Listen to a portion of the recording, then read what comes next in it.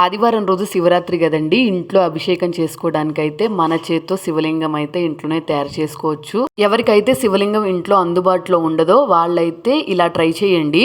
First ఒక గిన్నె తీసుకొని అందులోకి 1 కప్పు పసుపు, 2 కప్పుల మైదా పిండి కానీ గోధుమ పిండి కానీ తీసుకోండి. నేనైతే గోధుమ పిండి తీసుకున్నాను.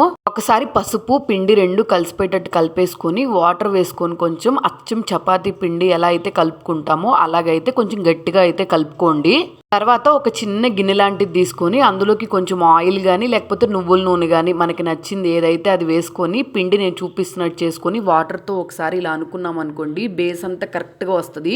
అక్కడక్కడ పిండి పగుళ్ళు వస్తుంది కదా, పగుళ్ళు రాకుండా అయితే వాటర్తో అనుకున్నాం అనుకోండి ఎగ్జాక్ట్గా అయితే బాగా కలిసిపోయి పగుళ్ళేమి లేకుండా వస్తుంది. తర్వాత ఒక ప్రమిద తీసుకొని అందులో కొంచెం పసుపు వేసుకొని నేను చూపిస్తున్నట్టు మళ్ళీ పిండి పెట్టుకొని ప్రమిద షేప్ అయితే వచ్చేటట్టు చూసుకొని మళ్ళీ వాటర్తో పగుళ్ళేమి లేకుండా నీట్గా చేసుకున్నాం అనుకోండి నేను చూపిస్తున్నట్టు అయితే వస్తుంది.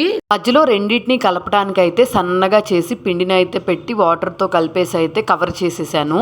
మధ్యలో శివలింగం పెట్టుకోవడానికి అయితే హోల్ చేసి పెట్టుకున్నాను కదా, అందులోకి అయితే సరిపడినంత పిండి అయితే తీసుకొని సేమ్ లింగం ఆకారంలో చేసి అయితే పెట్టేశాను. చందమామ పెడదామని చెప్పి చందమామను కూడా చేసి అగరబత్తి పుల్లతో అయితే గుచ్చి అయితే పెట్టాను. నెక్స్ట్ నాగేంద్ర స్వామిని కూడా చాలా వరకు ట్రై చేసి అయితే కవర్ చేసి పెట్టాను.